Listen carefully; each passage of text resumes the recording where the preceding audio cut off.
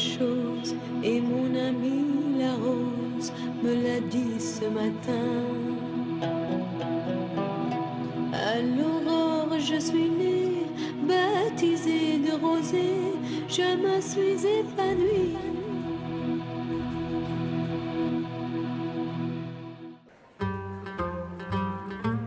Bonjour et bienvenue dans votre nouvel épisode du Petit Émir. La semaine dernière, nous avons assisté à la première répétition de la troupe au grand complet. Cette semaine, nous vous emmenons à la découverte d'Adeline qui tient le rôle du Petit Émir. Mais écoutons tout d'abord André Morin, le responsable de l'IRSAM de la ressource.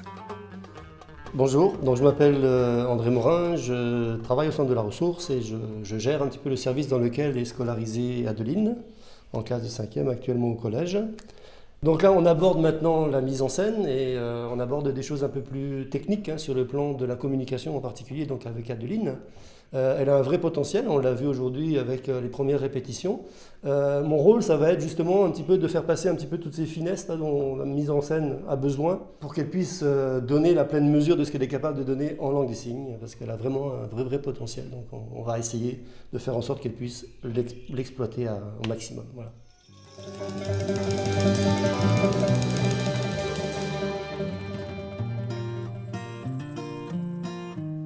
Partons donc chez Adeline à la découverte de son univers et de sa famille.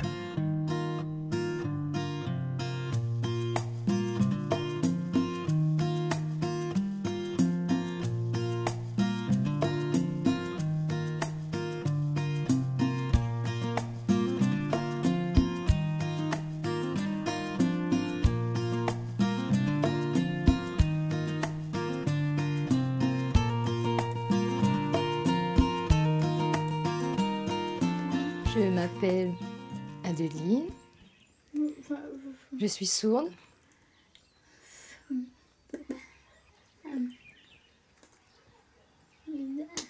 J'ai 13 ans et demi, j'habite à Sainte-Marie, je suis sourde profond, je n'entends rien, mais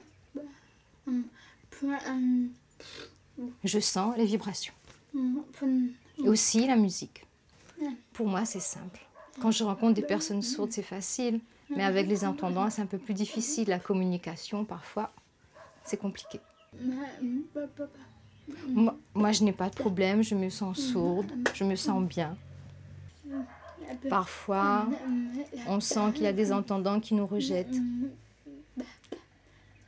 La relation est difficile. Parfois, il y a des entendants qui comprennent les sourds. Parfois, non. Moi, je suis sourde. Parfois, je me dis, c'est pas la peine d'avoir des relations avec des entendants parce qu'ils me rejettent. Alors maintenant, j'ai l'habitude. Je comprends les entendants qui veulent être avec moi et ceux qui me rejettent. Oui. Moi, j'aime bien faire du théâtre avec des handicapés. C'est pas grave. Les sourds ou les autres handicapés, on est tous pareils. On est handicapés, on est ensemble, on se sent bien. Voilà. La première fois, c'était un petit peu difficile. Maintenant, j'ai l'habitude, ça va. Chacun, on communique, on échange. Avec Lisa aussi, l'entendante, ça se passe bien. Toutes les deux, on mime ensemble. Voilà.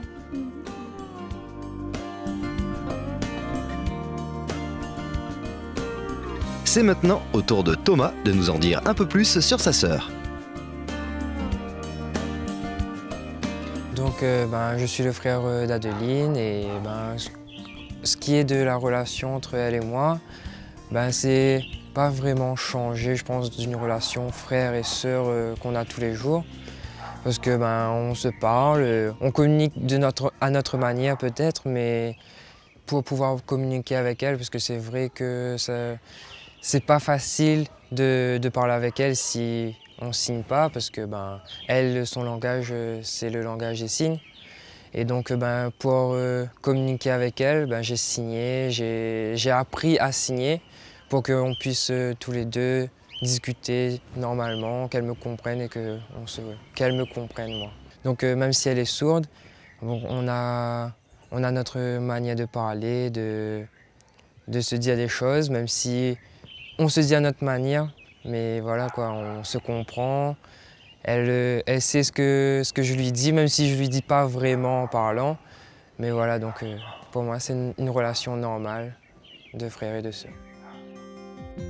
Comme nous le voyons, entre Adeline et sa famille, c'est une véritable histoire d'amour.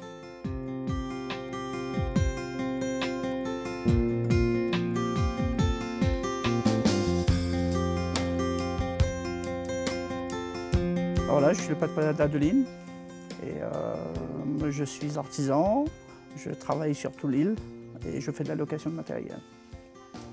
C'était très difficile pour moi d'accepter en fait et après avec le temps, avec mon épouse aussi, voilà, on a travaillé ça autrement et on a vu les choses, on a pris la chose comme elle était et aujourd'hui on la voit devant nous, elle est très émerveillée, pour nous ça nous donne que du bonheur.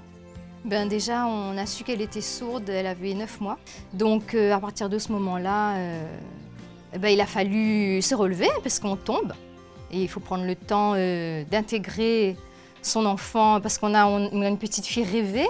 Et puis, on se retrouve avec une petite fille pour laquelle il va falloir se battre.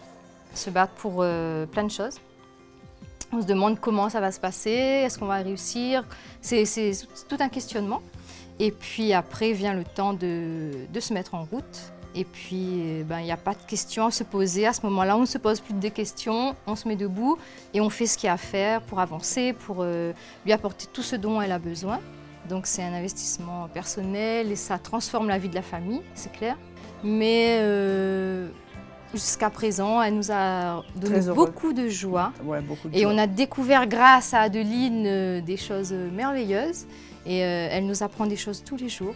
Et la vie d'Adeline dans la société, c'est difficile.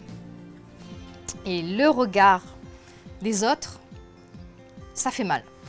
Ça fait mal. Heureusement, il y a aussi des personnes qui sont bien, qui sont intelligentes, qui sont ouvertes d'esprit et qui arrivent à venir vers Adeline, même sans savoir signer, en mimant ou en... voilà.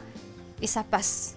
Alors le petit Émir, c'est la grande aventure pour cette année, puisque Adeline est très motivée. Elle a toujours aimé tout ce qui est théâtre, elle a toujours aimé jouer, elle a toujours aimé se déguiser. Donc pour nous, ça n'a pas été une grande surprise. Quand elle est rentrée, elle me dit « Maman, tu sais, il y a un projet de théâtre et tout avec les autres enfants et tout. » Je lui ai dit « Écoute, vas-y, si tu veux y aller, vas-y. » Donc ça lui apporte beaucoup de joie, c'est sa passion. Et donc pour nous, c'est naturel qu'elle ait eu envie de faire le petit Émir. Voilà. Donc c'est une belle histoire en plus, et puis elle est investie, elle est volontaire, même s'il y a une petite appréhension, ça lui apporte que du bien, et puis je suis sûre que ça va l'aider beaucoup plus encore à se sentir bien. Oui, c'est sûr et certain, vu comme l'handicap qu'elle a, et pour tout ça qu'on avait entendu au début quand elle était petite, aujourd'hui de la voir comme ça, oh là là, c'est énorme. Et c'est là vraiment, on voit vraiment avec une handicap, on peut s'adapter sans problème. Et aujourd'hui, quand je la vois comme ça, voilà quoi. C'est une plume. On peut être père, mais bon, on a un cœur comme tout le monde aussi, quoi. On voit sa fille grandir et c'est comme ça, quoi. Il y a des moments où on se sent seul. Et moi, avec la famille, on s'est senti seul à un moment donné, quoi. Mais après, on voit que bon, il y a quand même la ressource qui nous a donné la main, qui nous a permis d'avancer, de voir les choses autrement. Et aujourd'hui, voilà quoi, pour moi, il n'y a plus d'évidence de dire que voilà, elle est comme ça, elle va grandir, elle aura ses difficultés, comme tout le monde. Hein. Je n'attendais pas de la voir comme ça, aussi dynamique, fort. Vivante. Voilà, vivante, quoi. C'est quelque chose de vraiment...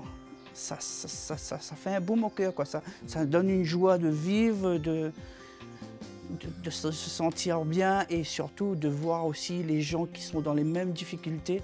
Dire, voilà, on part vers ces gens-là parce que comment il faut dire ça? Ça nous donne une force d'avancer autrement et de voir les choses autrement. Après, voilà, quoi, on est des hommes, on est une famille et on a des points faibles comme tout le monde, quoi. Il faut bien dire les choses comme des... Mais sinon, c'est Emeline, c'est Adeline avec sa petite sœur qui vient de naître actuellement. Ça l'a donné une vie très forte. Et c'est une joie pour la famille aussi, il faut bien dire. Mais tu sais, papa, comment il est? Ben oui, c'est comme ça. C'est la vie. C'est la vie, c'est... C'est la vie, c'est ma famille. Après ce joli moment en famille qui nous a permis de mieux savoir qui est Adeline, nous vous donnons rendez-vous la semaine prochaine pour la suite des répétitions et une partie de basket riche en émotions. À très bientôt!